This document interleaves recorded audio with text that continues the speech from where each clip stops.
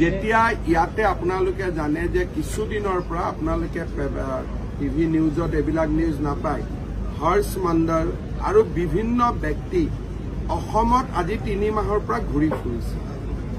আৰু হাইকোৰ্টৰ অৰ্ডাৰত যিবিলাক জাগাত আমি এভিকশ্যন কৰিছো তেওঁলোকক উচতনি দিয়াৰ কাম কৰি আছে আৰু যোৱা কেইটামান দিনত যোৱা 3 মাহত কেতিয়াবা আপোনালোকে আমাৰ অসম আৰক্ষীৰ লগত কথা পাতিলে গম পাব ডাঙৰ নেশ্যন ৱাইড এনেকুৱা ধৰণৰ শক্তিসমূহ অসমত যোৱা 3 মাহৰ পৰা ঘূৰি আছে যেতিয়াই কোনোবা তেওঁলোকে গম পায় যে কৰবাত ফৰেষ্টৰ কাৰণে এভিকশ্যন হ'ব কৰবাত ট্ৰাইবেল বেল্ট এণ্ড ব্লকৰ কাৰণে এভিকশ্যন হ'ব তেওঁলোকে মানুহক অৰ্গেনাইজ কৰা কামত নামি পৰে আৰু ইয়াৰ তথ্য আমাৰ হাততো আহে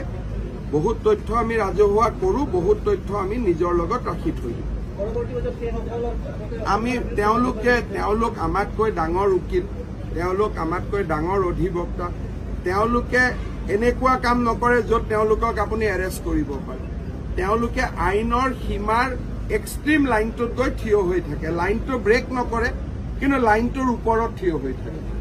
সেইকাৰণে গ্ৰেপ্তাৰ কৰিব দিগদাৰ কিন্তু তেওঁলোকৰ যিটো মুভমেণ্ট